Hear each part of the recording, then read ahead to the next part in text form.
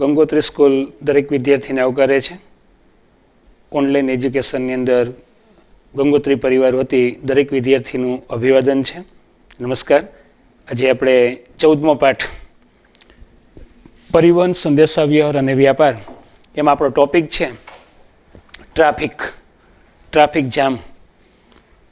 આઈસ્ક્રીમનો પણ એક પ્રકાર છે ટ્રાફિક જામ, પણ આપણે આઈસ્ક્રીમની વાત નથી કરતા. ટ્રાફિક જામ, ટ્રાફિકની સમસ્યા દૂર કરવાના કેટલાક સૂચનો, ટ્રાફિકની સમસ્યા ન સર્જાય એના માટે કયા પગલાં ભરવા, એના વિશેના 1 થી 8 મુદ્દાઓ આપણે જોવાના છે. દિન પ્રતિદિન વધતી જતી વસ્તીને ધ્યાનમાં રાખીને ટ્રાફિકની સમસ્યા વધતી જાય છે. સિંગલ, 2, 4, 6, 8 ગમે એટલા પોળા રસ્તા બનાવવામાં આવે છતાં પણ ટ્રાફિકની સમસ્યા દિન પ્રતિદિન વધતી જાય છે. ગોંડલ જેવા શહેરની અંદર ટ્રાફિકની સમસ્યા છે તો રાજકોટ, અમદાવાદ કે બોમ્બેની તો શું વાત કરવી. પશ્ચિમ બંગાળ જેવા કલકત્તાની અંદર ટ્રાફિકની સમસ્યા વિકટ છે, આપ જાણો છો. તો આપણો જે ટ્રાફિકની સમસ્યા દૂર કરવા માટેના કેટલાક સૂચનો, ટ્રાફિક ન થાય એના માટે શું કરવું જોઈએ, તો ચાલીને જવું જોઈએ, વાહન ચલાવતી વખતે મોબાઈલનો ઉપયોગ ન કરવો, લાયસન્સ ભેગું રાખવું, આવી ઘણી બધી પ્રાથમિક બાબતો આપણને ખબર છે. 18 વર્ષ કરતાં નાની ઉંમરે વાહન ન ચલાવવું. કદાચ આપણે જાણીએ છીએ કે ગંગોત્રીની અંદર સાયકલ લઈને આવી શકાય, ચાલીને વોકિંગ એ બેસ્ટ એક્સરસાઇઝ. એમ છતાં પણ આપણે બાઇક લઈને આવીએ છીએ અથવા બીજા વાહનોનો ઉપયોગ કરીએ છીએ અને ટ્રાફિકની સમસ્યા દિન પ્રતિદિન ઘેરી બનતી જાય છે. તો ટ્રાફિકની સમસ્યા દૂર કરવા માટે 9મા ધોરણની અંદર પણ વિદ્યાર્થી મિત્ર આપ જોઈ ગયા કે ટ્રાફિકની સમસ્યા છે. બધા શહેરોની અંદર એ સમસ્યા દિન પ્રતિદિન વકરતી જાય છે. ટ્રાફિકની સમસ્યા એની અંદર વધારો થતો જાય છે. એ દૂર કઈ રીતે કરી શકાય એ બાબત 9મા ધોરણની અંદર કેટલાક સૂચનો જોઈ ગયા. એનાથી વિગતવાર ડિટેલમાં થોડાક સૂચનો આપવામાં આવ્યા છે, એ બાબત અહીં આપણે જોઈએ. જોકે આ પાઠમાં ખાલી જગ્યા, વિકલ્પ, ખરા ખોટા, ટૂંકા પ્રશ્ન જેવા જ પ્રશ્ન પૂછાય છે. 2 માર્કના, 3 માર્કના કે મોટા પ્રશ્ન પૂછાતા નથી. એટલે ટ્રાફિકની સમસ્યા દૂર કરવા માટેના કયા ઉપાયો હાથ ધરી શકાય એવો પ્રશ્ન ન પૂછાય. પણ એમ છતાં આપણને ખબર હોવી જોઈએ, આપણે વાહન ચલાવીએ છીએ, 18 વર્ષ કરતાં વધુ ઉંમરે કદાચ લાયસન્સ લઈએ, વાહન ચલાવીએ, ટ્રાફિકની સમસ્યા સર્જાય તો એ ન થાય એના માટે શું કરી શકાય. કારણ કે આપણે ભારતના એક નાગરિક છીએ અને ભારતની અંદર સારા નાગરિક બનવા માટે શું કરવું જોઈએ અને એના માટેના સૂચનો આપણે જોવા જઈ રહ્યા છીએ. જો તમે વિદ્યાર્થી છો અને વાહન ચલાવવા માટે લાયસન્સ ધરાવતા નથી તો તમે વાહન ન ચલાવો. તમારી 18 વર્ષ કરતાં નાની ઉંમર છે, તમારી પાસે લાયસન્સ નથી તો વાહન ન ચલાવવું જોઈએ. અથવા ટ્રાફિકની સમસ્યાના ઉકેલમાં તમારો નોંધપાત્ર ફાળો આ રીતે આપી શકો. આપણે ટ્રાફિકની સમસ્યા દૂર કરવા માટે શું કરી શકીએ એને માટેની બાબત હોય તો પહેલી બાબત એટલે આ કે આપણે વાહન ન ચલાવીએ, સાયકલ ચલાવીએ અથવા ચાલીને જઈએ. બીજો ઉપાય, અનિવાર્ય સંજોગો ન હોય તો બિનજરૂરી ઓવરટેક ન કરો. આપણે વાહન લઈને જઈએ છીએ તો કદાચ બીજું વાહન જાય છે, આપણે ઓવરટેક કરીએ છીએ, આગળ વાહન જાય છે એની સાઈડ કાપવી એટલે ઓવરટેક. તો ટ્રાફિક સમસ્યાની અંદર બની શકે એવી ઇમરજન્સી હોય, જરૂરિયાત હોય તો કદાચ ઓવરટેક કરીએ. પરંતુ ઓવરટેક કરતી વખતે અરીસામાં જોઈએ, પાછળથી કોઈ વાહન નથી આવતું, આગળ જોઈએ કે આપણે જેને ઓવરટેક કરવા જઈ રહ્યા છીએ એ કદાચ બીજું ઓવરટેક કરતા તો નથી ને, એ બાબત પણ ધ્યાનમાં રાખશું. આગળ જોશું, પાછળ જોશું અને ત્યાર પછી કદાચ ઓવરટેક. એટલે અનિવાર્ય સંજોગો ન હોય તો બિનજરૂરી ઓવરટેક ન કરો. પહેલી બાબત, જરૂર ન હોય તો વાહન ન ચલાવો. બીજી બાબત, ઓવરટેક ન કરો. ત્રીજી બાબત તો કે સાયકલ, સ્કૂટર વગેરે એ દ્વિચક્રી વાહન રસ્તાની ડાબી બાજુએ ચલાવવા. આપણે રોડ ઉપર વાહન ચલાવીએ છીએ તો ડાબી બાજુએ વાહન ચલાવવા. રોડનો નિયમ છે, તમે લાયસન્સ કાઢવા માટે જાઓ તો કોમ્પ્યુટરની અંદર અમુક એક્ઝામ હોય ને એક્ઝામની અંદર આવા બધા પ્રશ્ન એની અંદર પૂછવામાં આવે છે. ટ્રાફિકના નિયમો છે, સિગ્નલ છે, અલગ અલગ રોડ ઉપર આપણે જઈએ છીએ એરા મારેલા છે, માઇલસ્ટોન છે, એરા મારેલા છે અને નિયમો છે. એ બધા પ્રશ્નો એની અંદર હોય તો વાહન કઈ સાઈડમાં ચલાવવું તો કે ડાબી સાઈડમાં ચલાવવું. આપણે જાણીએ છીએ કે જે જમણી સાઈડની અંદર એ ડ્રાઇવિંગ કરે છે પણ ઓવરટેક કરવાની અંદર એ ડાબી સાઈડની અંદરથી, તો આ રીતે વાહન રોડ ઉપર ડાબી સાઈડમાં ચલાવીએ, 2 વ્હીલ હોય કે 3 વ્હીલ હોય. તો આ રીતે પેલો લાયસન્સ ન ધરાવતા હોય તો વાહન ન ચલાવીએ. બીજો મુદ્દો, ઓવરટેક ન કરીએ. ત્રીજા મુદ્દામાં સાયકલ, સ્કૂટર કે દ્વિચક્રી કે ત્રિચક્રી વાહન ચલાવતા હોય તો ડાબી બાજુએ વાહન ચલાવવા. પછી ચાલુ વાહને મોબાઈલમાં વાત ન કરો. અનિવાર્ય હોય તો સાઈડમાં વાહન ઊભું રાખી, રસ્તાની બાજુએ વાહન ઊભું રાખી અને ત્યાર પછી મોબાઈલમાં વાત કરીએ. ચાલુ વાહનની અંદર આપણે જોઈએ છીએ કે વાહન ચાલુ હોય અને આ રીતે વાત કરે છે, ગા, આ, હું. તો આ રીતે ઘણી વખત એ પોતે એ વાહન ચલાવે છે, મોબાઈલની અંદર વાત પણ ચાલુ છે, અને એ સમય દરમિયાન ઘણી વખત એ રોડની અંદર અકસ્માત થાય છે, અથવા ઘણી વખત એ સ્લીપ વાહન થાય છે, તો ચાલુ વાહને મોબાઈલનો ઉપયોગ ન કરીએ, અથવા જરૂરિયાત હોય ફરજિયાત ફોનની અંદર વાત કરવી પડે એમ હોય તો વાહન ઊભું રાખી અને પછી ફોનની અંદર એ ફોનની અંદર વાત કરીએ. ત્યાર પછી 108 અથવા એમ્બ્યુલન્સ ફાયર બ્રિગેડના વાહનને એ પહેલાં એ પસાર થવા દો. કોઈ એમ્બ્યુલન્સ છે, સ્પીડથી એ દવાખાને જાય છે, કોઈ ઇમરજન્સી એવો કેસ છે, સિરિયસ છે, તો આવા એમ્બ્યુલન્સની અંદર કોઈ વાહન અથવા 108 છે, એમ્બ્યુલન્સ છે, અથવા કોઈ ફાયર બ્રિગેડ, કોઈ જગ્યાએ આગ લાગી છે અને પાણીનો બંબો જાય છે, તો આવા વાહનને આપણે સાઈડ આપી અને આરામથી એ જવા દઈએ કે જેથી કરીને એ ટાર્ગેટ છે જ્યાં પહોંચવાનું છે એ જગ્યાએ આરામથી એ પહોંચી શકે. ત્યાર પછી બિનજરૂરી હોર્ન વગાડવાનું એ ટાળીએ કે ઘોંઘાટ ન કરીએ. ઘણી વખત એવા જે ભૂંગરા છે કે પપોડા ફીટ કર્યા હોય તો ખોટા હોર્ન વગાડીએ છીએ, તો આવા ભૂંગરા કે પપોડા કે હોર્ન ન વગાડવા ચાઇનાના. અને એના હિસાબે જે ઘોંઘાટ થાય છે, કોઈ સ્કૂલની અંદર બાળકો ભણતા હોય ને એવા વાહન લઈને નીકળે છે અને ટીટી એવા કરતા જાય છે, ડિસ્ટર્બ થાય છે. કોઈ હોસ્પિટલ હોય ને એની અંદર અમુક કોઈ દર્દી આરામ કરતા હોય અને એની અંદર પણ એ ડિસ્ટર્બ થાય છે.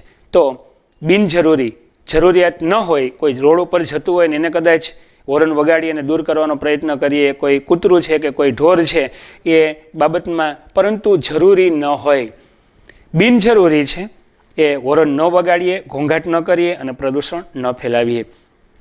ત્યાર પછી ટ્રાફિક સિગ્નલના નિયમનું પાલન કરીએ. ટ્રાફિક જે ચોકડી છે ત્યાં લાલ લાઇટ, લીલી લાઇટ, લાલ લાઇટ થાય તો વાહન ઊભું રાખીએ, લીલી લાઇટ હોય તો વાહન જવા દઈએ. આ બધા નિયમોનું પાલન કરીએ. એરો મારેલો છે કે વાહન ક્યારે સ્ટોપ કરવું, ક્યારે વાહન જવા દેવું, ક્યાં બે રસ્તા ખુલ્લા થયા, ક્યાં બે રસ્તા બંધ થયા, તો આ ટ્રાફિક સિગ્નલના નિયમોનું પાલન કરીએ. આપણને ખબર હોવી જોઈએ, દિવસ દરમિયાન પોલીસ હોય, ટ્રાફિક પોલીસ હોય અને આપણે નિયમ પાડીએ, પણ રાતના સમય એમ થાય કે કોઈ નથી અને આપણે જવા દઈએ, હમેથી કદાચ કોઈને એમ લાગે કોઈ નથી અને જવા દઈએ અને એના હિસાબે અકસ્માત થાય. તો આ રીતે ટ્રાફિક સિગ્નલના નિયમો પાડીએ. કોઈ ગોળાઈ છે, ચોકડી છે, તો આમ ફરીને જ વાહન જવા દઈએ, શોર્ટકટ ન કરીએ કે જેથી કરીને પણ ટ્રાફિક ન થાય અથવા અકસ્માત એ નિવારી શકાય. તો આ રીતે નજીકના સ્થળોએ ચાલીને જવું જોઈએ અથવા સાયકલનો ઉપયોગ કરવો જોઈએ. તો ટ્રાફિકની સમસ્યા દૂર કરવા માટે, ટ્રાફિકની સમસ્યા દિન પ્રતિદિન વધતી જાય છે, તેને દૂર કરવા માટે કેટલાક સૂચનો, તેની અંદર આપણે 1 થી 8 મુદ્દા જોઈએ. 8 મુદ્દાની અંદર આપણે એ બાબત જોઈ, આ 1 થી 8 મુદ્દાની અંદર કે આપણે શું કરવું જોઈએ. તો વાહનો 18 વર્ષ કરતાં નાની ઉંમરે વાહન ન ચલાવીએ, અથવા જે સાયકલ લઈને જઈએ, ઓવરટેક ન કરીએ. આવા બધા નિયમો છે અને એ બધી બાબતની આપણને ખબર છે. તો ખાસ આ ટ્રાફિકની સમસ્યા દૂર કરવા માટેના 1 થી 8 મુદ્દા આપણે યાદ રાખશું. ત્યાર પછીનો વિદ્યાર્થી મિત્રો આપણો મુદ્દો છે રેલ માર્ગ. રેલવેની બાબતની અંદર આપણે 8મા ધોરણની અંદર અને 9મા ધોરણની અંદર પણ રેલવે વિશે જાણીએ છીએ કે રેલમાર્ગ વિશ્વની અંદર એ રેલવેની બાબતની અંદર ભારત એ ઘણું બધું અગ્રેસર ગણી શકાય. રેલવેની બાબતની અંદર એ ભારતનો ફાળો એ મહત્વનો છે. એશિયા ખંડમાં એ પહેલું સ્થાન છે અને વિશ્વની અંદર બીજું સ્થાન છે. રેલવેની બાબતની અંદર એશિયા ખંડ એની અંદર 54 દેશની અંદર ભારતનું સ્થાન પહેલું છે. કારણ કે કન્યાકુમારીથી કેરળ સુધી અથવા કાશ્મીરથી કન્યાકુમારી સુધી ગુજરાતની અંદર ગુજરાતથી અરુણાચલ પ્રદેશ સુધી, અટકથી કટક સુધી એ આ રીતના પાસા અથવા આખા પાટા ફેલાયેલા છે અને રેલવેનો સારો વિકાસ થયેલો છે. પણ વર્લ્ડની અંદર, વિશ્વની અંદર રેલવેની પહેલી શરૂઆત ઇંગ્લેન્ડ દેશની અંદર 1830માં થયેલી. ઇંગ્લેન્ડમાં 1830માં રેલવેની પહેલી શરૂઆત થઈ. વિદ્યાર્થી મિત્રો આપણે યાદ રાખશું, જીકેનો પ્રશ્ન છે. ભારતમાં પહેલી રેલવેની શરૂઆત મુંબઈની અંદર, મહારાષ્ટ્રની અંદર મુંબઈથી થાણે થઈ. 22 માઇલ 35 કિલોમીટર. અત્યારે કદાચ 64,000 કિલોમીટરથી વધુ રેલવેના આખા પાટા પથરાયેલા છે. રેલવેનું આખું ઝાડું પથરાયેલું છે, રેલવેની ગીચતા છે. એટલે આ રીતે રેલવેનો સારો એવો વિકાસ થયેલો છે. આપણે સૌરાષ્ટ્રથી બાકી બીજા રાજ્યોની અંદર આપણે જાણીએ છીએ કે રેલવેનો સારો એવો વિકાસ છે. જે મેદાની પ્રદેશ છે એ જગ્યાએ રેલવેનો સારો એવો વિકાસ છે. તો રેલવેનો ઇતિહાસ, રેલવેનો વિકાસ તો 1830માં ઇંગ્લેન્ડમાં પેલાવેલી લિવરપુલથી માન્ચેસ્ટર, ભારતમાં પેલાવેલી મુંબઈની અંદર મુંબઈથી થાણે. તો આ રીતે narrow gauge, metre gauge, broad gauge રેલવેનો સારો વિકાસ. રેલવેની અંદર માલગાડી વસ્તુની હેરફેર કરે છે, માણસોની હેરફેર કરવા માટે એની અંદર અલગ અલગ પ્રકારના 3 પ્રકારના એન્જિન. પહેલાના વખતમાં એ જે વરાળી યંત્ર હતું, પછી ડીઝલ એન્જિન આવ્યું અને અત્યારે fast electric engine, narrow gauge, metre gauge, board gauge. તો આ રીતે first class, second class, third class રેલવેના ત્રણ વિભાગો, 3 પ્રકારના પાટા, 3 પ્રકારના રેલવે, 3 પ્રકારના એન્જિન, 3 પ્રકારની મુસાફરી. તો આ રીતે રેલવેનો ઇતિહાસ. તો આપણો જે મુદ્દો છે રેલમાર્ગ, ભારતની અંદર આપણો ભારતીય રેલવે દેશનું સૌથી મોટું રાષ્ટ્રીયકૃત સંસ્થાન છે. કેન્દ્ર સરકારની મોટામાં મોટી કંપનીઓ 30 લાખથી વધુ, અત્યારે કદાચ એમ કહી શકાય, આ તો જૂનો આંકડો છે 30 લાખ, અત્યારે 50 લાખથી વધુ કર્મચારીઓ રેલવેમાં હશે. રેલવેની અંદર 50 લાખ કરતાં વધુ કર્મચારીઓનું આખું નેટવર્ક છે. એ ફાટક ખોલવાનું કામ કરનારથી માંડીને, રેલવેના પાટા ઉપર એ કાંકરી ચડાવવાનું કામથી માંડીને, જે ડ્રાઇવિંગ કરવા સુધીનું, ટીટી તરીકેનું, અથવા રેલવેના જે જંક્શનો છે એની અંદર કેવડો મોટો વર્ગ કામ કરી રહ્યો છે. Railway junction, railway. તો આ રીતે રેલવે એટલે રાષ્ટ્રીયકૃત ભારતનું, એ ભારતીય રેલવે દેશનું સૌથી મોટું રાષ્ટ્રીયકૃત સંસ્થાન છે. ભારતીય રેલવે ભારતીય અર્થવ્યવસ્થાના ક્ષેત્ર જેવા કે ખેતી, ઉદ્યોગ, વ્યાપાર, સેવા વગેરેના વિકાસમાં સહકાર આપનાર મુખ્ય પરિવહન છે. ભારતમાં ખેતી પ્રધાન દેશ છે. ગુજરાતની ઘણી બધી એવી ચીજ વસ્તુઓ બીજા રાજ્યમાં, આઉટ ઓફ કન્ટ્રી કે out of state, out of district, તો એના માટે રેલવે મહત્વનું છે. મોટી કંપનીઓ છે, સિમેન્ટ બનાવતી કંપની હાઈબોન્ડ છે, અંબુજા છે, સાંધી છે, આ બધી મોટી કંપની છે. એલએનટી છે, એ સિમેન્ટની હેરફેર, urea, NP, DAP, phosphorus, ammonia, sulphur, અલગ અલગ પ્રકારના ખાતરો, ખાતરની હેરફેર માટે, કાંકરીની હેરફેર માટે, સિમેન્ટની હેરફેર માટે, અને આ રીતે રેલવેના જે વેગનો છે એ વસ્તુની હેરફેર કરે છે. એટલે ભારતીય અર્થવ્યવસ્થાની અંદર, વેપાર વાણિજ્યની અંદર, ખેતી ઉદ્યોગ કે વેપાર વાણિજ્યની અંદર કે સેવા ક્ષેત્રની અંદર સહકાર આપનારું મુખ્ય પરિબળ એટલે રેલવે છે. અને રાષ્ટ્રીય સુરક્ષા માટે એક જગ્યાએથી બીજી જગ્યાએ યુદ્ધની પરિસ્થિતિ હોય અથવા એવા પ્રકારની પરિસ્થિતિ હોય, રાષ્ટ્રીય સુરક્ષા માટે, શાંતિ વ્યવસ્થા માટે પણ રેલવેનો સારો એવો વિકાસ થયેલો છે. સાંસ્કૃતિક અને ભૌગોલિક એકતા સ્થાપિત કરવા માટે પણ, અથવા એને જાળવી રાખવા માટે પણ રેલવેનો ફાળો એ મુખ્ય છે. તો આ રીતે રેલમાર્ગમાં એ ભારતનું સ્થાન એ એશિયામાં પહેલું છે અને વિશ્વમાં બીજું છે. એશિયાની અંદર ભારતનું સ્થાન એ પહેલું છે અને વર્લ્ડની અંદર, વિશ્વની અંદર એ ભારતનું સ્થાન બીજું છે. તો આપણો જે મુદ્દો હતો, નાનકડો પેરેગ્રાફ હતો, 4 લીટીનો પેરેગ્રાફ હતો કે રેલમાર્ગની બાબતની અંદર વિશ્વમાં બીજા ક્રમે, એશિયા ખંડમાં પ્રથમ ક્રમે, અને 1830થી માંડી અને અત્યારે 2020 સુધીમાં રેલવેની શું બાબતો છે એ બાબત આ નાનકડા 4 લીટીના પેરેગ્રાફમાં આપણે એ જોઈ. ત્યાર પછીનો વિદ્યાર્થી મિત્રો આપણો મુદ્દો છે કે રેલવેનો વિકાસ, ડેવલપ. પહેલાની વખતની અંદર જે રેલવે શરૂઆત કરવામાં આવેલી, ભારતની અંદર સર્વપ્રથમ મુંબઈની અંદર 1830ની અંદર રેલવેની શરૂઆત થઈ. તો મુંબઈથી થાણા વચ્ચે જે 22 માઇલ 35 કિલોમીટર રેલવેના પાટા નાખવામાં આવેલા, એ નેરો ગેજ, એમ કરતાં મીટર ગેજ, એમ કરતાં બોર્ડ ગેજ. પહેલાં વરાળી યંત્ર હતું, પછી ડીઝલ એન્જિન, અને અત્યારે ફાસ્ટ ઇલેક્ટ્રિક ટ્રેન આવી ગઈ. એના કરતાં આગળ આપણે જોઈએ તો મેટ્રો. તો આવી ઘણા પ્રકારની રેલવેનો વિકાસ થયો. તો રેલવેનો વિકાસ શું છે એની ચર્ચા આપણે પેરેગ્રાફમાં જોવા જઈ રહ્યા છીએ. તો 115 પેજ ઉપર આપણો નેક્સ્ટ ટોપિક છે રેલવેનો વિકાસ, રેલવેનો ડેવલપ. તો ભારતમાં પહેલાં વહેલી રેલવેની શરૂઆત એપ્રિલની અંદર કદાચ કરવામાં આવી, 15 એપ્રિલની આસપાસ 1853. ડેલહાઉસી ત્યારે ભારતની અંદર એ શાસક, એટલે ભારત ગુલામ હતું અને ભારતના ગવર્નર જનરલ તરીકે લોર્ડ ડેલહાઉસી શાસન કરતા હતા. મુંબઈની અંદર મુંબઈ, મદ્રાસ, કલકત્તા, આજે મુંબઈ ભારતનું સૌથી મોટું બંદર છે, એના પાયામાં પણ એ ડેલહાઉસીનો એ ફાળો રહેલો છે.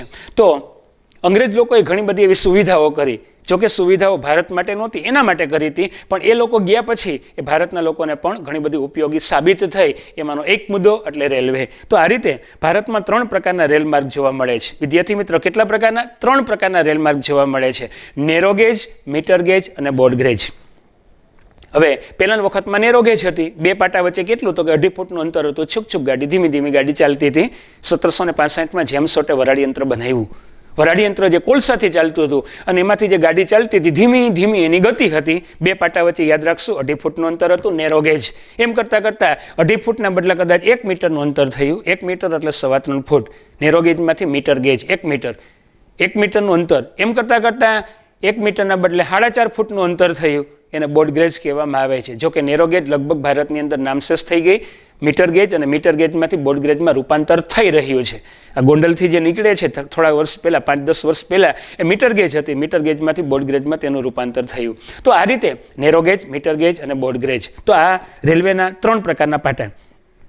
હવે આપણે જાણીએ છીએ કે ભારતની અંદર રેલવે એક મોટી સીધી ગણી શકાય. નેરો ગેજમાંથી મીટર ગેજ, મીટર ગેજમાંથી બ્રોડગેજ, અને એમ કરતાં કરતાં આપણે એ મેટ્રો ટ્રેનની વાત કરી રહ્યા છીએ. ભારતની અંદર 6 શહેરોની અંદર ભૂગર્ભની અંદર ઉપર રોડ હોય અને નીચે ભૂગર્ભની અંદર જે બુગદા બનાવવામાં આવ્યા છે, રસ્તા બનાવવામાં આવ્યા છે, પાટા નાખવામાં આવ્યા છે અને એમાં મેટ્રો ટ્રેન ચાલે છે.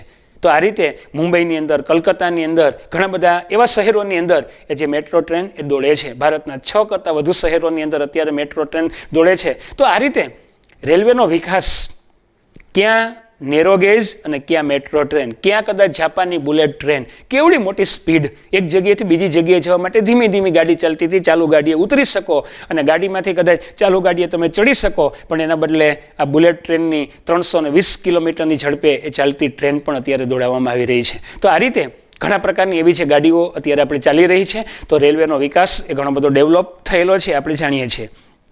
હવે ભારતીય રેલવેની આ એક મોટી સિદ્ધિ ગણી શકાય. ત્યાર પછી જુદા જુદા ગેજના માપના રેલમાર્ગને કારણે એ મુસાફરીમાં તથા માલની હેરફેરમાં સમય અને નાણાંનો વ્યય થતો હતો. પહેલાની વખતમાં એક જગ્યાએથી બીજી જગ્યાએ નેરો ગેજ હોય, પછી નેરો ગેજ પછી મીટર ગેજ હોય, તો વસ્તુની હેરફેર કરવા માટે આમાંથી ઉતારીને આમાં ચડાવવું, પછી કદાચ એ ચેન્જ કરવું, વાર લાગતી હતી. માલસામાનની હેરફેર કરવાની અંદર સમય વ્યસ્ત થતો હતો એનો, પણ એના બદલે અત્યારે કદાચ બ્રોડગેજમાં રૂપાંતર થયું. પછી સિંગલ જે પાટા હતા, એક ગાડી આવતી હોય તો બીજી ગાડી કદાચ એને વચ્ચે સ્ટોપ કરવો પડે કારણ કે બીજા પાટા ન હોય તો, પણ એના બદલે અત્યારે આપણે જાણીએ છીએ કે સિંગલના બદલે ડબલ, એક ગાડી જતી હોય ને બાજુમાંથી બીજી ગાડી આરામથી પસાર થઈ શકે, એ રીતે પણ એ ડબલ એ જે પાટા પણ નાખવામાં આવી રહ્યા છે. તો આ રીતે રેલવેનો ઘણો બધો સારો એવો વિકાસ થયેલો છે. ભારતમાં જે રાજ્યમાં મેદાની પ્રદેશ છે, ઉત્તર પ્રદેશ ને મહારાષ્ટ્ર ને આ જે મેદાની પ્રદેશ છે, ઉત્તરનું મેદાન, તો એ જગ્યાએ કદાચ રેલવેનો સારો વિકાસ છે. તમે જશો કે કાશ્મીર, તો કાશ્મીરની અંદર પહાડી વિસ્તાર છે. પહાડી વિસ્તારની અંદર જે ગુલમર્ગ ને, હિમાચલ ને, શિમલા ને, દેહરાદૂન ને, એ જગ્યાએ પહાડી હિલ સ્ટેશનો છે, એ જગ્યાએ રેલવેનો વિકાસ નથી. પહાડી વિસ્તારની અંદર એ પહાડ તોડવા, એની અંદર એ રેલવેનો વિકાસ શક્ય ન બની શકે. પણ મેદાની પ્રદેશની અંદર એક જગ્યાએથી બીજી જગ્યાએ દૂર સુધી રેલવેનો સારો વિકાસ થયેલો છે. કાશ્મીરથી કન્યાકુમારી સુધી રેલવે દોડે છે. ગુજરાતથી માંડીને અરુણાચલ પ્રદેશ સુધી, ઓખાથી કદાચ સિલહટ સુધી એ ટ્રેન દોડે છે. ભારતની અંદર આવી ઘણી બધી લાંબા રૂટની ટ્રેનો એ દોડાવી રહ્યા છે. તો આ રીતે ભારતના જે રાજ્યમાં મેદાની પ્રદેશ છે, ગીચ વસ્તી છે, ઔદ્યોગિક વિકાસ સારો છે, સઘન ખેતી છે અને ખનિજ સમૃદ્ધિ છે, ત્યાં રેલવેનું આખું ઝાડું ફેલાયેલું છે. જ્યાં ખેતીનો સારો વિકાસ છે, ઉદ્યોગોનો સારો વિકાસ છે, વસ્તી ગીચ છે, એ જગ્યાએ કદાચ જ્યાં ઉદ્યોગોનો સારો વિકાસ હોય, વસ્તી વધુ હોય અને ઘણું બધું કાચું ઉત્પાદન થતું હોય અને એને ગામડા સુધી, શહેરો સુધી પહોંચાડવા માટે, મોટા સિટી સુધી પહોંચાડવા માટે એ રેલવેનો સારો એવો વિકાસ થયેલો છે. તો આ રીતે ગંગાના મેદાની પ્રદેશમાં, ગંગા છે ભારતની અંદર ઉત્તર પ્રદેશમાં જે ગંગા, તો ગંગાના મેદાની પ્રદેશમાં ખેત પેદાશ અને વસ્તી ગીચતાના કારણે એ રેલમાર્ગ એ મોટા પ્રમાણમાં જોવા મળે છે. ઉત્તર પ્રદેશ ઘણી બાબતમાં આગળ છે.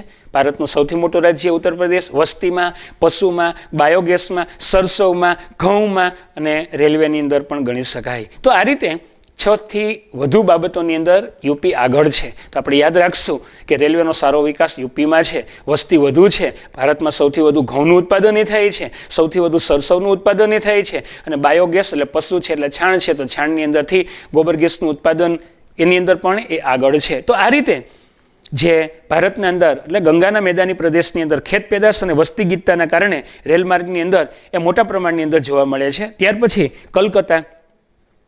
કલકત્તા ભારતનું પહેલું સિટી એટલે મુંબઈ, 1,26,00,000. ભારતનું બીજા નંબરનું સિટી એટલે કોલકાતા. કોલકાતાની વસ્તી કદાચ 1,10,00,000થી વધુ ગણવામાં આવે છે. આ તો 2011નો આંકડો છે. હવે કદાચ 2021નો આંકડો કદાચ અલગ હશે. તો આ રીતે કલકત્તા, દિલ્હી, જયપુર આ મોટા શહેરોની અંદર મેટ્રો ટ્રેન પણ જોવા મળે છે. જયપુરની અંદર છે, કલકત્તામાં છે, દિલ્હીમાં છે, ભોપાલમાં છે, કદાચ અમદાવાદની અંદર પણ ટૂંક સમયની અંદર જોવા મળશે. તો આ રીતે અમદાવાદ અને ગાંધીનગરની અંદર મેટ્રો ટ્રેન પ્રોજેક્ટની કામગીરી શરૂ થઈ ગઈ છે. અમદાવાદ અને ગાંધીનગર વચ્ચે પણ એ મેટ્રો ટ્રેન દોડશે. તો આ રીતે ખાલી જયપુર જ નહીં, ભોપાલ જ નહીં, કલકત્તા જ નહીં, ભારતના 6 થી વધુ શહેરોની અંદર એ ભૂગર્ભની અંદર એ ચાલતી મેટ્રો ટ્રેન એ દોડશે. તો આ રીતે રેલવેનો સારો એવો વિકાસ. મુંબઈની અંદર રેલવે તો મેઇન છે. મુંબઈ છે તો મુંબઈની અંદર એના નગર છે ઈસ્ટ અને વેસ્ટ, દહીસર ને ઈસ્ટ ને આવા જે 32 સ્ટેશનો છે એમાં ઈસ્ટ અને વેસ્ટ આ ભાગ, આ 32 સ્ટેશનોને જોડતી રેલવે આખા દિવસની અંદર ઘણી બધી ટ્રેન દોડે, 2500થી વધુ ટ્રેન દોડે છે. કેટલી વસ્તુની હેરફેર, હજારો ટન નહીં પણ લાખો ટન વસ્તુની હેરફેર. મુંબઈ મહત્વનું સિટી છે માણસની હેરફેર કરવા માટે, પછી કપડાની હેરફેર, ઘણી બધી એવી ચીજ વસ્તુઓ છે જેનું પ્રોડક્શન મુંબઈમાં થઈ રહ્યું છે. અને આ રીતે મુંબઈની અંદર મુંબઈનું હૃદય એટલે ટ્રેન ગણી શકાય. અને આ રીતે મુંબઈ અને મુંબઈના આજુબાજુના જે ઉપનગર છે, નગરની આજુબાજુના જે ઉપનગરો એને જોડવા માટે એ ઉપનગરી આ રેલવે છે એ સાબિત થઈ છે. ઈસ્ટમાંથી વેસ્ટમાં જવા માટે અથવા મલાડથી દહીસર જવા માટે, ચર્ચ ગેટથી માંડી અને અલગ અલગ વિસ્તારોની અંદર જવા માટે એ રેલવે ખૂબ અગત્યની છે, મહત્વની, ઉપયોગી છે. રેલવેની અંદર બોમ્બેની અંદર રેલવે લોકલ ટ્રેનમાં બેસવું એક લાવો છે. ધક્કા ઉપર ચડી જવાનું, ધક્કા ઉપર ઉતરી જવાનું, અમુક જ સેકન્ડ કદાચ ટ્રેન ઊભી રહે છે પણ દર 5-5 મિનિટે ટ્રેન મળે છે. તો આ રીતે મુંબઈનું હૃદય, મુંબઈની ધડકન એટલે રેલવે. અને રેલવેની અંદર એટલી પબ્લિક છે, એટલો ટ્રાફિક છે અને આજે મુંબઈ ધમધોકાર ચાલે છે. તો રેલવે મુસાફર તથા માલસામાનની હેરફેર ઉપરાંત મુસાફરની હેરફેર કરે છે, માલસામાનની હેરફેર કરે છે.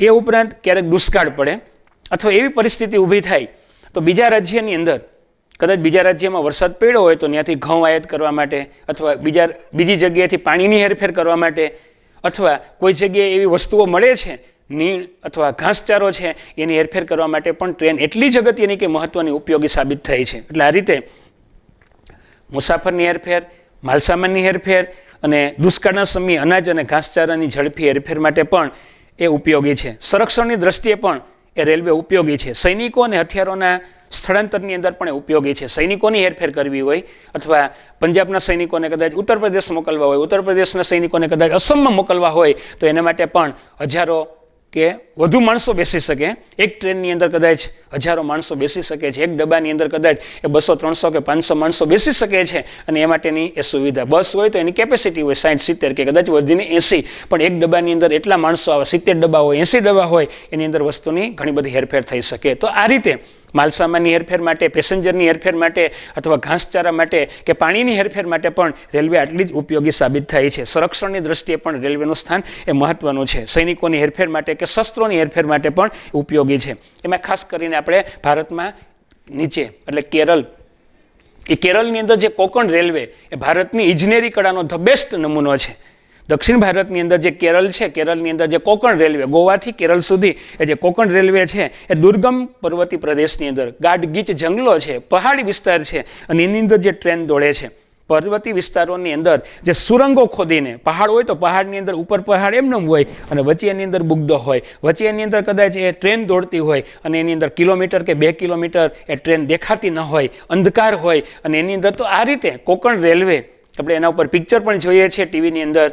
તો આજે કોકણ રેલવે ઇજનેરી કળાનો ધ બેસ્ટ નમૂનો છે. સુરંગો ખોદી માર્ગ બનાવી અને શ્રેષ્ઠ ઇજનેરી કૌશલનું દ્રષ્ટાંત એ પૂરું પાડે છે કોકણ રેલવે. પણ ઘણી વખત એવું થાય છે કે પહાડી વિસ્તાર છે, ભૂસ્ખલન થાય, રેલવેના પાટા ઉપર પાણા આવે છે અને ભૂસ્ખલનથી કોકણ રેલવેને ઘણું બધું નુકસાન પણ પહોંચે છે. સમય, સુરક્ષા અને સુવિધા માટે ભારતીય રેલવે એ ઉત્તમ ગણાય છે.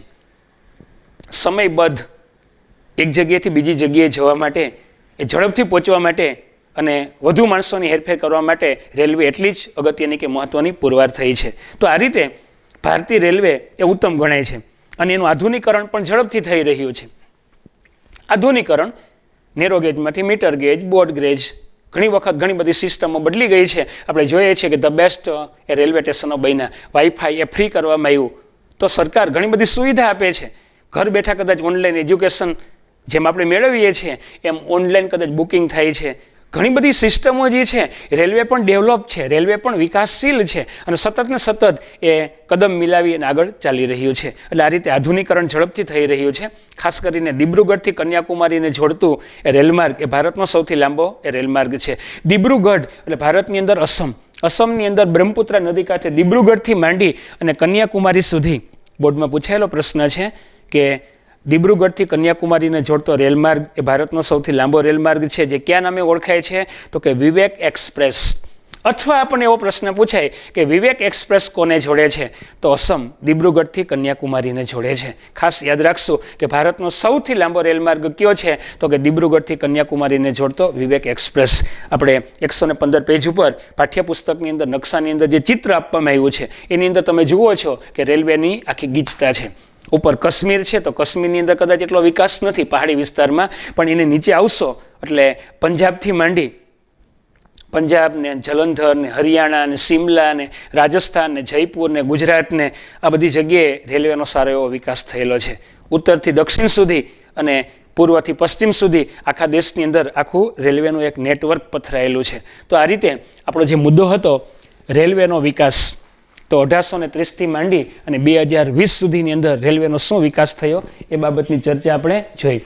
હવે ભારતનું સૌથી મોટું એ પશ્ચિમ બંગાળમાં ખડગપુર છે, પણ ગુજરાતનું સૌથી મોટું રેલવે સ્ટેશન એટલે અમદાવાદ. અમદાવાદ તમે ગયા હશો વિદ્યાર્થી મિત્રો, તમને ખબર હશે કે અમદાવાદનું રેલવે સ્ટેશન કેવડું મોટું છે. ખબર ન પડે, પહેલી વખત ગયા હોય તો કઈ જગ્યાએ જવું, રેલવેના પાટા ક્રોસ કરવાના ન હોય, વચ્ચે છે ઓવરબ્રિજ હોય, ચડી જવાનું, આ બાજુથી ઓલી બાજુ જવાનું, કેટલી ટ્રેન આવતી હોય, કેટલી ટ્રેન આમ જતી હોય, આમ જતી હોય. તો આ રીતે ગુજરાતનું સૌથી મોટું એ રેલવે સ્ટેશન એટલે અમદાવાદ છે.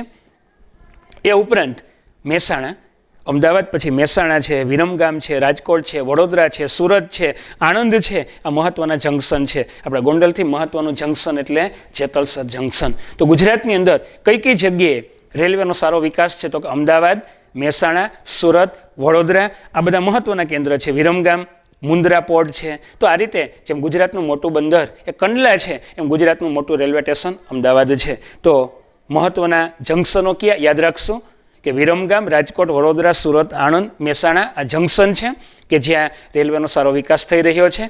ત્યાર પછીનો ટોપિક, અત્યાર સુધી આપણે વાત કરતા હતા, પહેલાં આપણે મુદ્દો જોયો ટ્રાફિકની સમસ્યા દૂર કરવાના કેટલાક સૂચન, એમાં 8 મુદ્દા. ત્યાર પછી રેલમાર્ગ, રેલમાર્ગ પછી રેલવેનો વિકાસ, અને હવે આપણે જોવા જઈ રહ્યા છીએ જળમાર્ગ.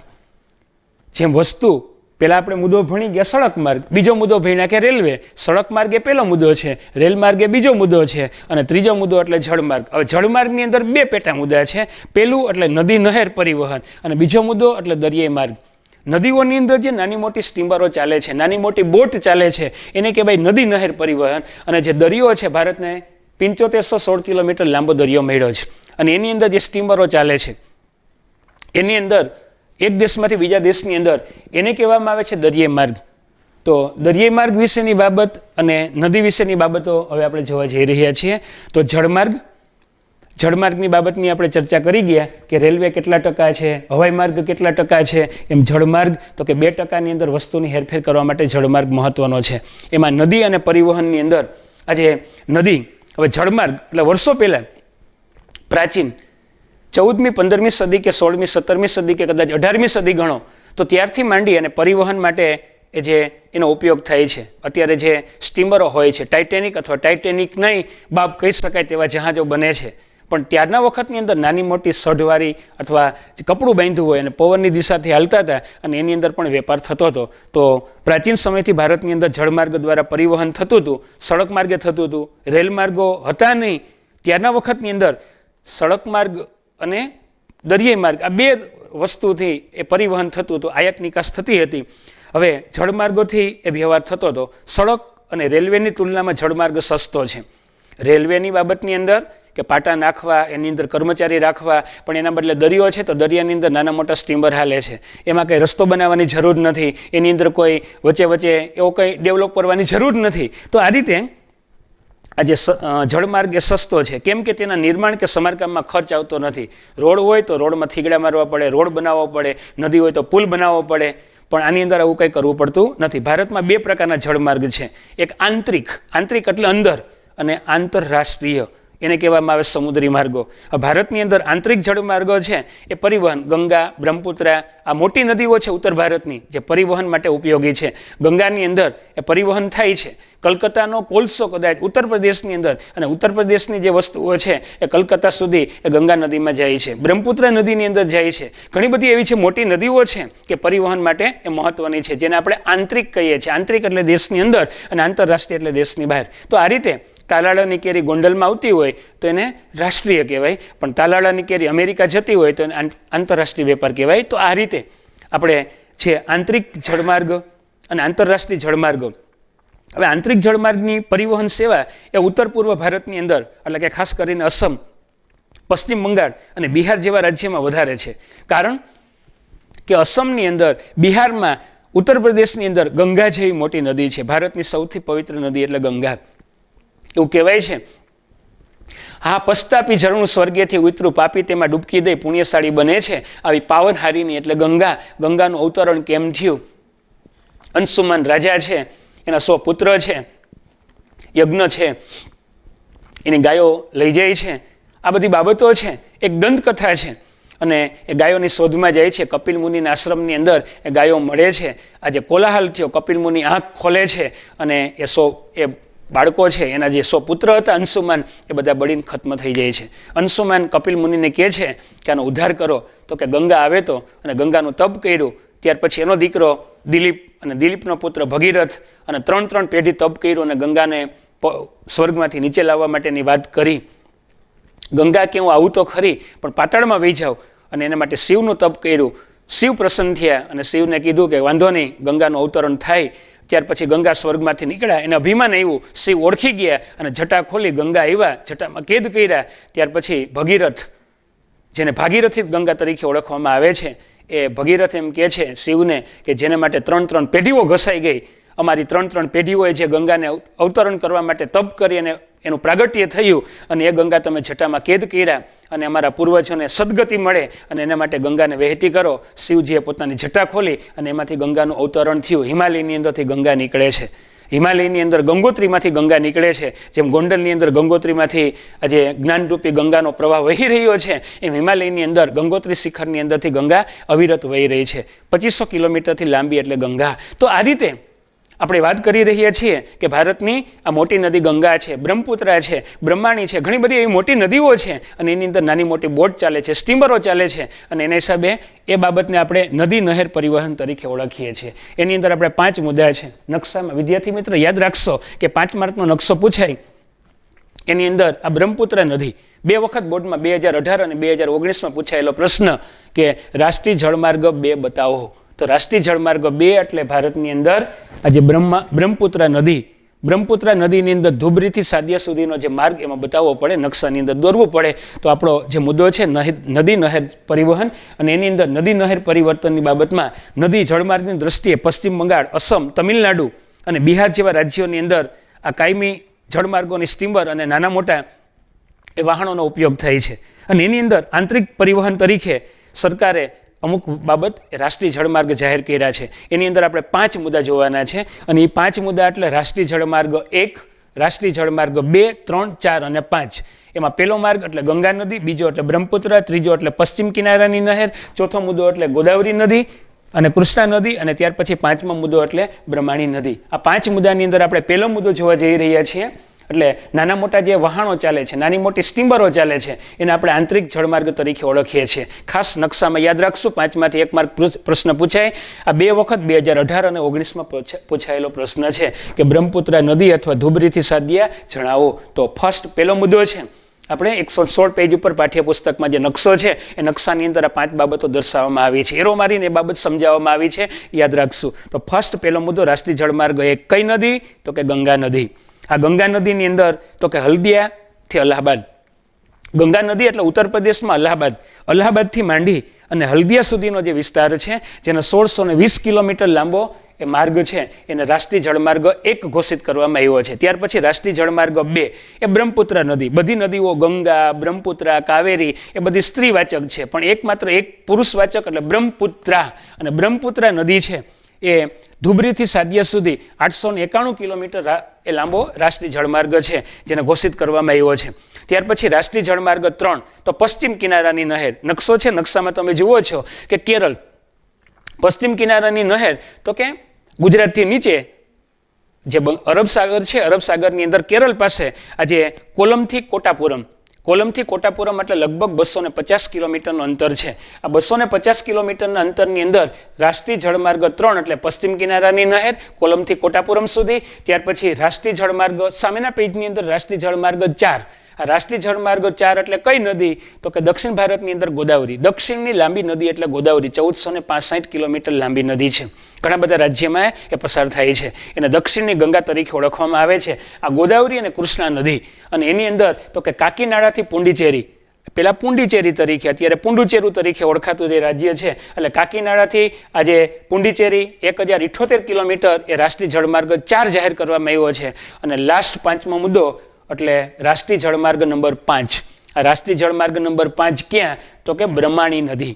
અને બ્રહ્માણી નદી એટલે ગોયનખલીથી તાલચેર. આ ગોયનખલીથી તાલચેર સુધીનો 588 કિલોમીટરનો લાંબો એ માર્ગ છે, એને રાષ્ટ્રીય જળમાર્ગ 5 ઘોષિત કરવામાં આવ્યો છે. વિદ્યાર્થી મિત્રો, આપણે ભણતા હતા જળમાર્ગ, અને જળમાર્ગની બાબતમાં પહેલા આપણે સડક માર્ગ ભણી ગયા, ત્યાર પછી રેલમાર્ગ ભણી ગયા, અને રેલમાર્ગ પછી આજની તારીખની અંદર આપણે આ પીરિયડની અંદર ટોપિક જોતા હતા જળમાર્ગ. અને જળમાર્ગમાં 2 મુદ્દા, એક આંતરિક અને આંતરરાષ્ટ્રીયમાં. આંતરિક કોને કહેવાય? તો કે નદી. નદીમાં જે સ્ટીમર ચાલે છે એને આંતરિક કહેવાય, અને એક દેશમાંથી બીજા દેશની અંદર જવા માટે આંતરરાષ્ટ્રીય. તો આંતરરાષ્ટ્રીયની અંદર ખાસ કરીને દરિયો. ભારતને 7516 કિલોમીટર લાંબો દરિયો મળ્યો છે. ઇતિહાસના બીજા પાઠમાં આપણે જોઈ ગયા હીરા, મોતી અને માણેકની અંદર કે નીલમ ને પોખરાજ ને બધું મળે છે, કારણ કે ભારત 7516 કિલોમીટર લાંબો દરિયો ધરાવે છે. ગુજરાત 1600 કિલોમીટર લાંબો દરિયો ધરાવે છે. તો ગુજરાતની અંદર 43 જેટલા બંદરો છે. ભારતની અંદર ઘણા બધા 13 મોટા બંદર છે, 200 જેટલા નાના બંદરો છે, અને એની અંદર ભારતનું સૌથી મોટું બંદર એટલે મુંબઈ, ગુજરાતનું સૌથી મોટું બંદર એટલે કંડલા, ઓટોમેટિક લોક ગેટ ધરાવતું બંદર એટલે ભાવનગર, અને 12 માસ ખુલ્લું રહેતું બંદર એટલે પોરબંદર. તો આ રીતે આપણે દરિયાઈ માર્ગ, તો ભારતને લગભગ 7516 કિલોમીટર લાંબો દરિયો મળ્યો છે. આ લાંબો દરિયો છે, 13 મુખ્ય બંદર છે, 200 જેટલા નાના બંદરો આવેલા છે. બોર્ડમાં મેં આંકડો લખ્યો છે કે 7516 કિલોમીટર લંબાઈ ભારત ધરાવે છે. પૂર્વના બંદરો, પશ્ચિમના બંદરો, મુંબઈ ને કંડલા ને ઘણા બધા. ગુજરાતમાં જેમ કંડલા મોટું છે, મુંબઈથી નીચે આવો એટલે ગોવામાં માર્ગો ગોવા, તુતીકોરીન, પછી ચેન્નઈ છે, એનાથી ઉપર આવો એટલે વિશાખાપટ્ટનમ છે, ઘણા બધા કલકત્તા છે, આ બધા મોટા બંદરો છે. તો 13 મુખ્ય બંદરો છે, 200 જેટલા નાના બંદરો છે, અને એનો સારો એવો વિકાસ થયેલો છે.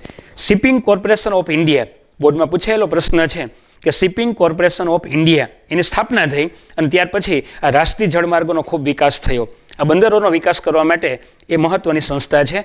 પછી કંડલા, મુંબઈ, નાવા સેવા, માર્ગ ગોવા, પછી ન્યૂ બેંગ્લોર, કોચી, આ મુખ્ય બંદરો છે. પછી પશ્ચિમ કિનારે પણ ઘણા બધા આવા બંદરો છે. કલકત્તા છે, હલ્દિયા છે, પારાદીપ છે, વિશાખાપટ્ટનમ, ચેન્નઈ, ટુટીકોરીન, આ બધા પૂર્વ કિનારાના બંદરો છે. 9મા ધોરણની અંદર પણ આપણે પૂર્વ કિનારાના બંદરો કયા અને પશ્ચિમ કિનારાના બંદરો કયા એ બાબત આપણે ભણી ગયા. તમને ખ્યાલ હશે, યાદ હશે.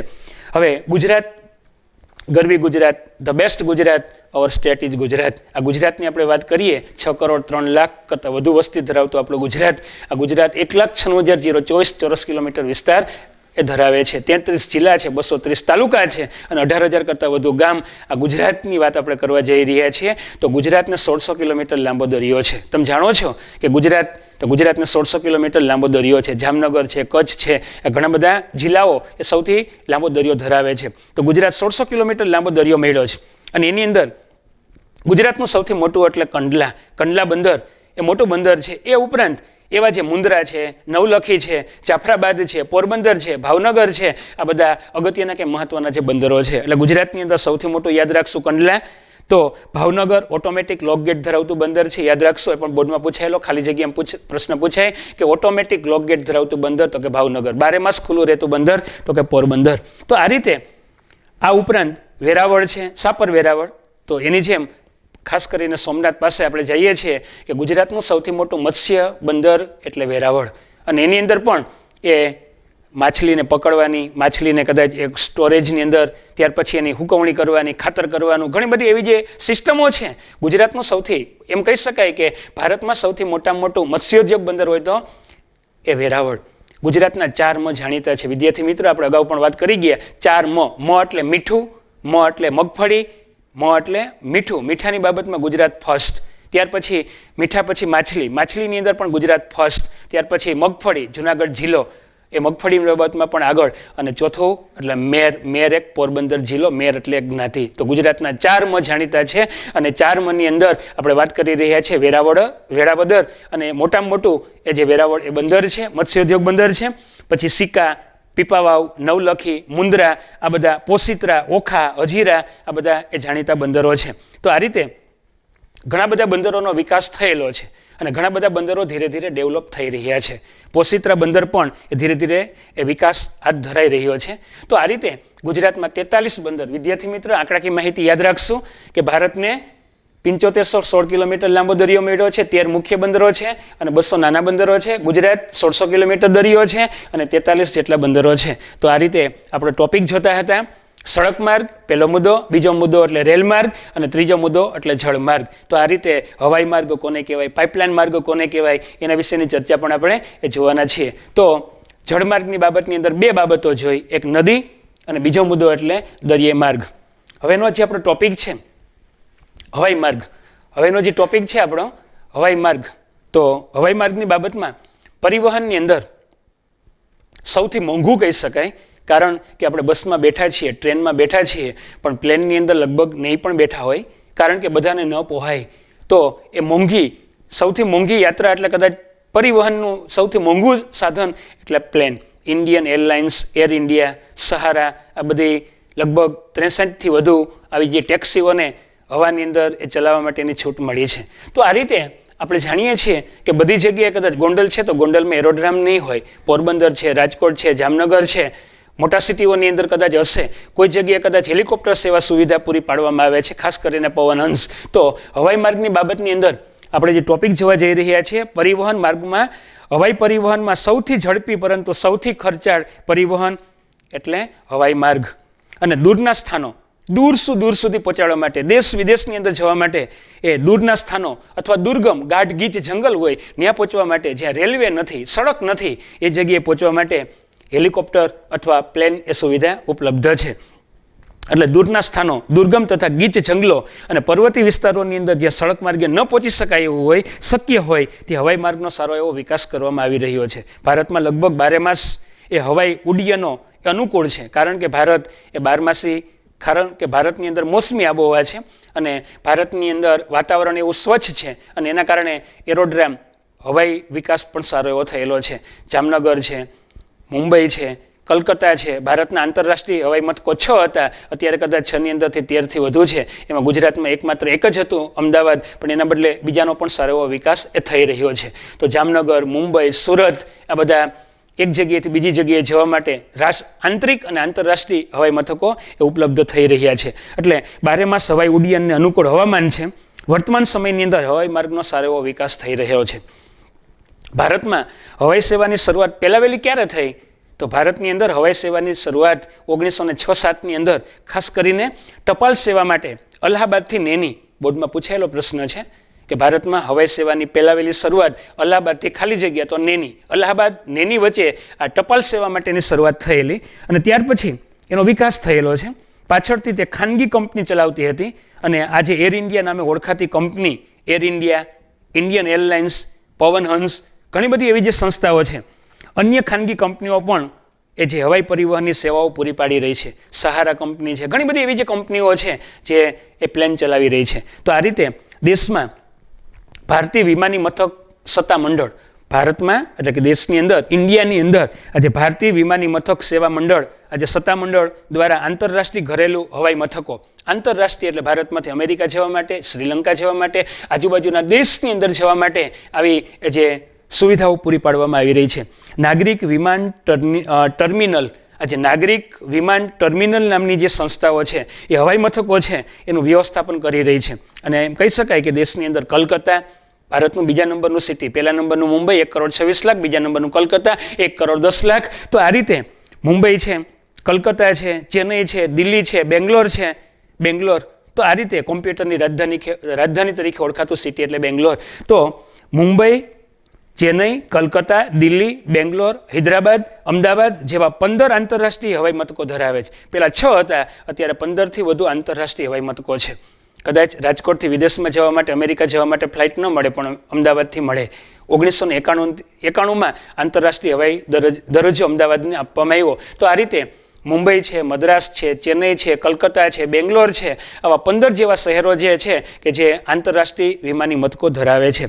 પવનહંસ, આ પવનહંસ શું છે તો કે હેલિકોપ્ટર નામની જે સંસ્થા છે, હેલિકોપ્ટર સેવા પૂરી પાડતી સંસ્થા છે. અને ONGC, oil and natural gas commission, પૃથ્વીના પેટાળમાં ઘણી બધી જગ્યાએ સંશોધન કરે છે. ONGC સંસ્થા, તો વિજ્ઞાનમાં પણ ભણતા હશો, તમને ખ્યાલ હશે કે મુંબઈની બાજુમાં બોમ્બે હાઈ, તો બોમ્બેની હાઈની અંદર ONGC દ્વારા ખનિજ તેલનું સંશોધન હાથ ધરવામાં આવ્યું છે. ઘણા બધા ગાઢ ગીચ જંગલ હોય, દુર્ગમ વિસ્તારો હોય, અને એની અંદર ONGC દ્વારા એ સંશોધન થતું હોય, તો ત્યાં પહોંચાડવા માટે, માણસોની હેરફેર કરવા માટે, ચીજવસ્તુની હેરફેર કરવા માટે આ હેલિકોપ્ટર સેવા પૂરી પાડે છે. એટલે પવનહંસ હેલિકોપ્ટર નામની સંસ્થા એ ONGCને રાજ્ય સરકાર એ પૂરી પાડે છે. તો આ રીતે આપણે જે ટોપિક જોતા હતા, હવાઈ માર્ગ, હવાઈ માર્ગની શરૂઆત ક્યારે થઈ, હવાઈ માર્ગ શું છે, હવાઈ માર્ગ એ મોંઘી છે, એમ છતાં એક દેશમાંથી બીજા દેશની અંદર ઝડપથી પહોંચી શકાય છે. તો હવાઈ માર્ગ એટલે શું, આપણે આજની તારીખની અંદર આ લેક્ચરની અંદર જે બાબતો જોઈ, ફર્સ્ટ શરૂઆતની અંદર આપણે સડક માર્ગ જોઈ ગયા, બીજો મુદ્દો રેલ માર્ગ જોઈ ગયા, અને ત્યાર પછી જળમાર્ગ, અને જળમાર્ગ પછી ચોથો મુદ્દો આપણે હવાઈ માર્ગ ભણ્યા.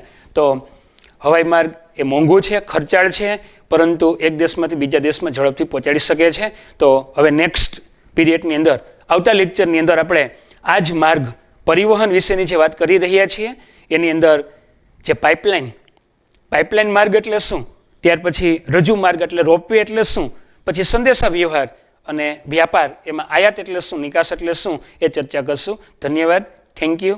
ફરી મળશું નેક્સ્ટ